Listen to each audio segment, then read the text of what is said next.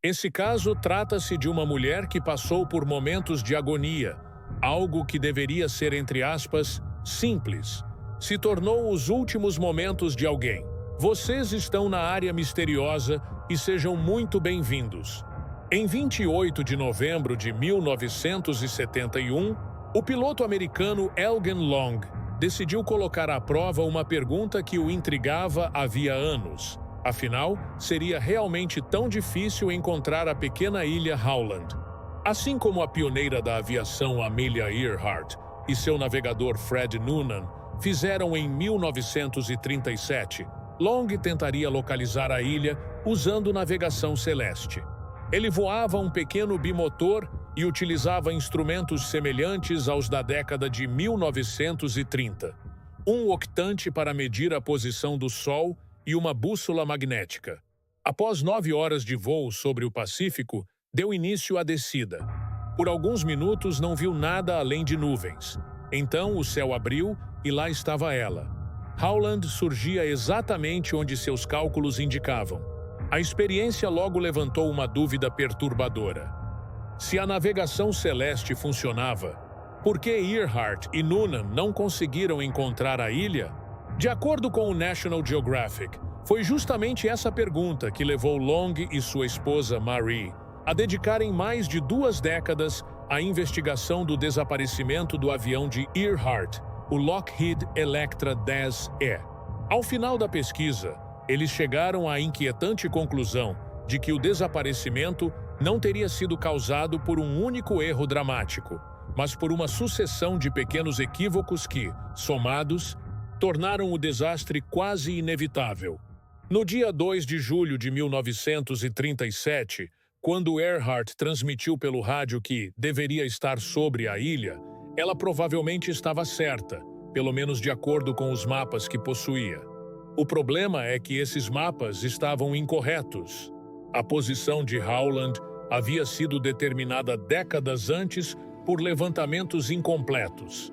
Apenas alguns anos antes da viagem de Earhart, navios da Guarda Costeira dos Estados Unidos identificaram que a ilha estava a cerca de 6 milhas náuticas fora da posição indicada nas cartas antigas.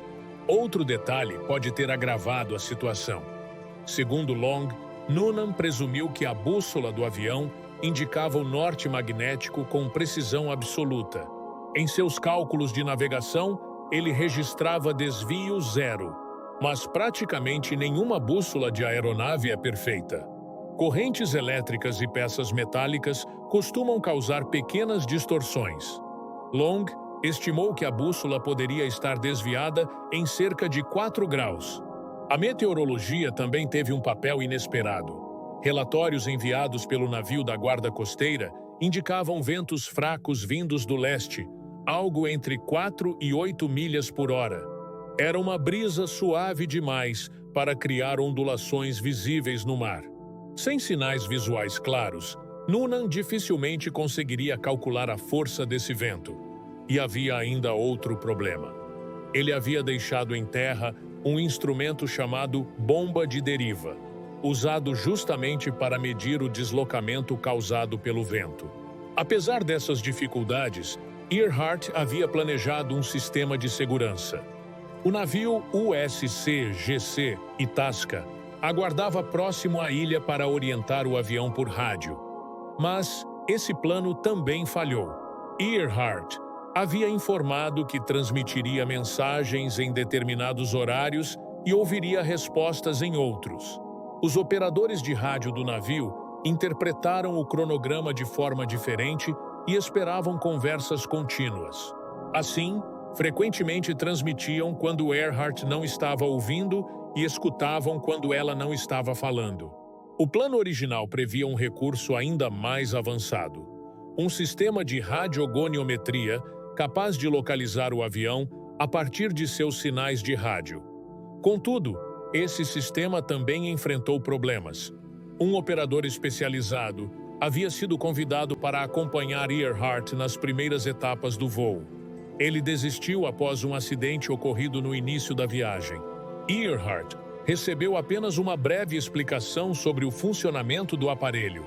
Durante o voo, Ela chegou a remover um fio que permitia ao equipamento captar determinadas frequências essenciais para a navegação por rádio sem perceber a importância dele.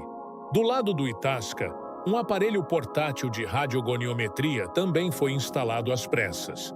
A tripulação, porém, não tinha experiência com o equipamento. Mais tarde, relatos indicaram que o dispositivo sequer estava funcionando corretamente.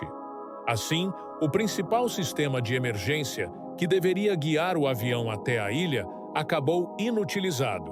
Por fim, havia o fator mais implacável de qualquer voo de longa distância: o combustível. O Electra havia sido abastecido no dia anterior à decolagem na cidade de Lae.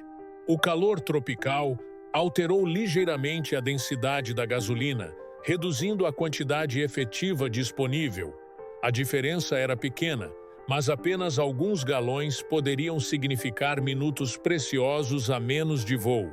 Segundo Long, a última transmissão de Earhart indica que o avião provavelmente estava nos momentos finais de combustível quando a comunicação cessou. Mas e aí, galera? O que vocês acharam desse caso?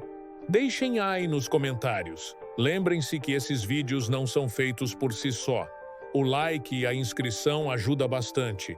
E obviamente, vocês e eu nos vemos na próxima.